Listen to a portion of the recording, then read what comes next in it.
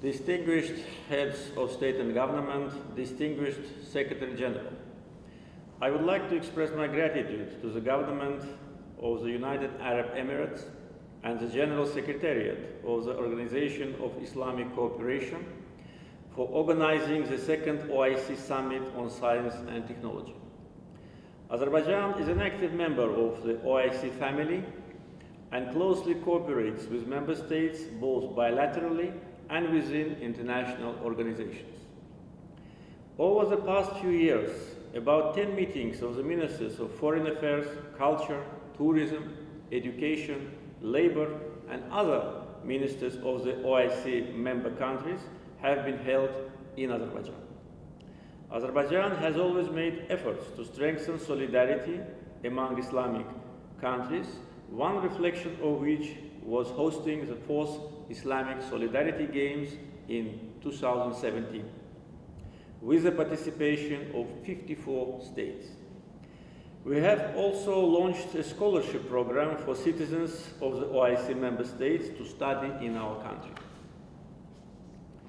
We highly appreciate the consistent support of the OIC for the just position of Azerbaijan with regard to Armenia's military aggression.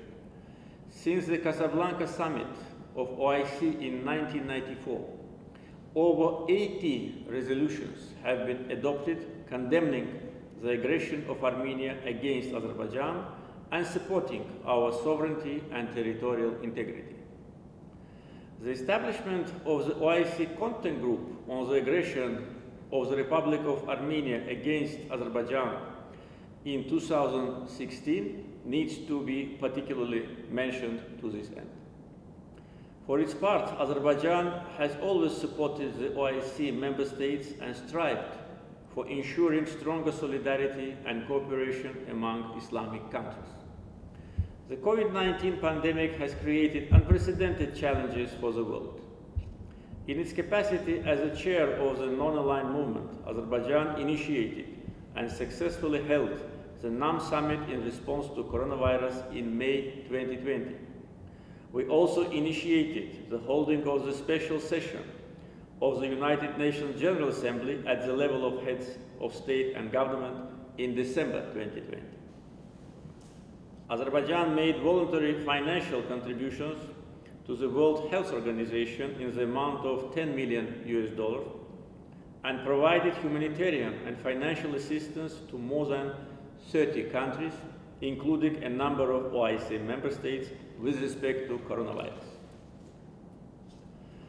We remain deeply concerned by the vaccine nationalism and inequality in access to vaccines between developing and developed countries.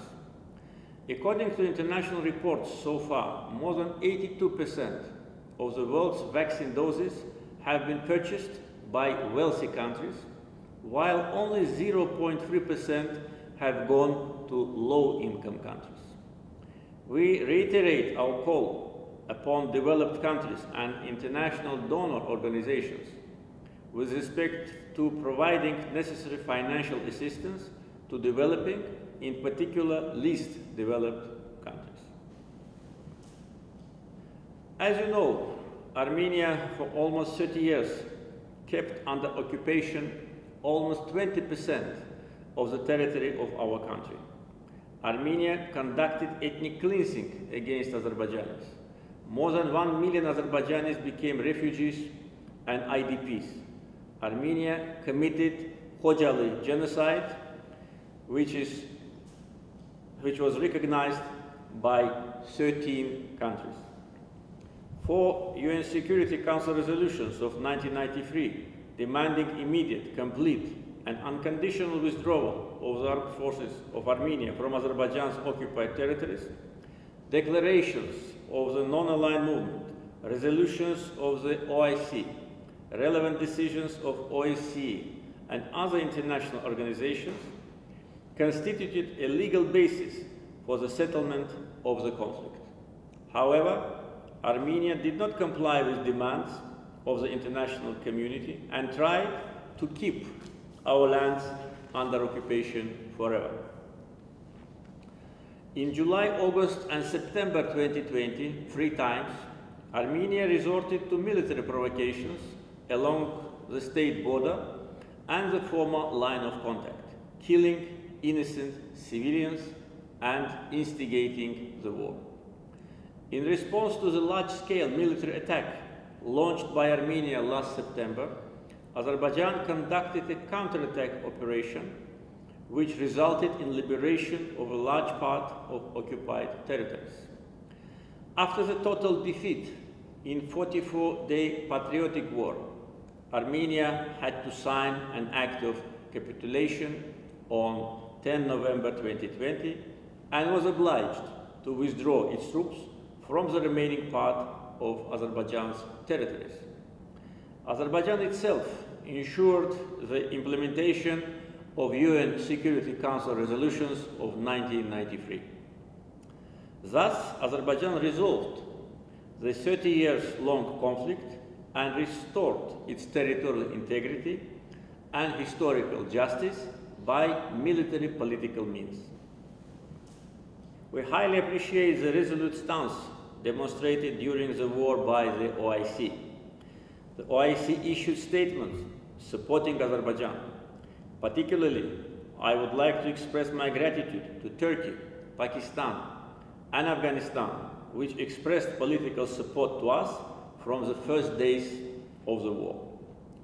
During 30 years of occupation, Armenia has deliberately destroyed all cultural and religious sites of Azerbaijan in the occupied territories. Out of 67 mosques in the territories which were under Armenian occupation, 65 have been razed to the ground, and the remaining 2 have been severely damaged and desecrated.